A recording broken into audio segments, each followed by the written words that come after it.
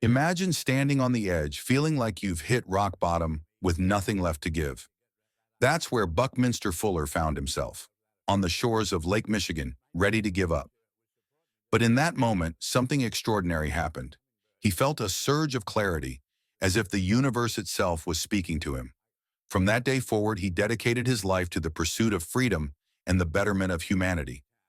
In this video, I've gathered everything in his own words about that profound moment. This is the story of his epiphany and how it reshaped the course of his life. I said if I'm going to do my own thinking, I'm going to have to give up all the things I've been taught to believe, all the loyalties, all the things you... So I said, if I'm going to give up all my beliefs and so forth, I'm going to have to go entirely on my own experience.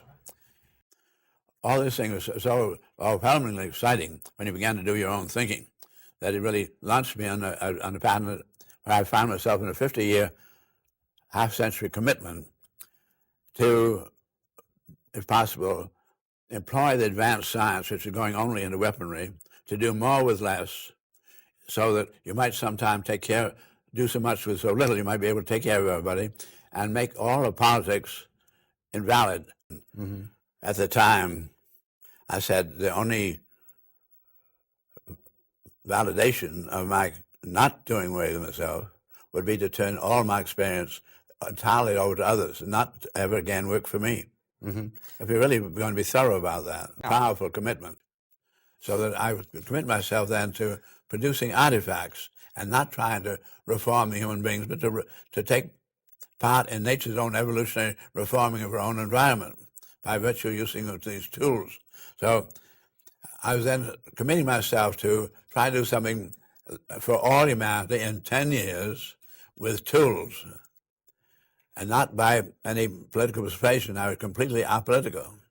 I said that the animals don't have any money, and the sun and the wind don't have any money, that money is some kind of invention of humans, and I see that all of ecology on board of our planet is intersupportive, and the universe itself, by the best we know in physics, is eternally regenerative, 100% efficient. That what goes on in our little planet must be in support of the eternal regeneration of the greater universe itself. So I said, I see ecology as interregenerative, and it could be that if I understood what human beings are here for on our planet, what we're supposed to be doing in the local universe, if I were then to undertake to support and make that a success, to make the human beings a success themselves, to get rid of the has to be you or me earning a living idea, get that out of the way.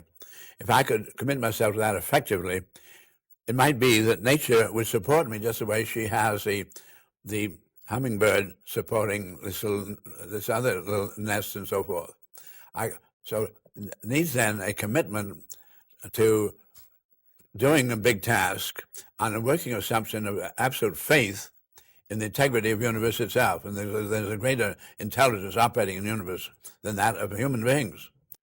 What I said to myself when I began to do this thinking and realized that if I was really committing myself, and I would be supported by nature, and I was committing myself to trying to make human beings a success, I'd be in on the great design of the universe itself.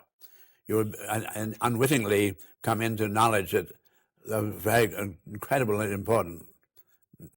So I said, can you be trusted as an individual if and when you begin to find you're admitted to great knowledge and you begin to apply it to solving problems of humanity? Are you confident that when that happens, you won't suddenly be Mr. Big? Yeah. Can you really trust yourself to always remember you were a throwaway? The only reason you're doing this is you're a throwaway.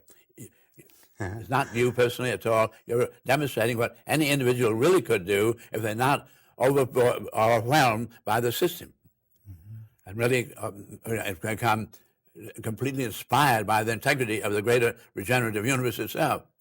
So I really am glad to say here we are in the air, that I have found myself trustworthy, that I have not committed myself, allowed myself to, as I said earlier, be a cult leader and never to get out making money. Enormous amounts of money come my way today. I don't never ever try to do anything about money making or saving it. All of it must go immediately back into research.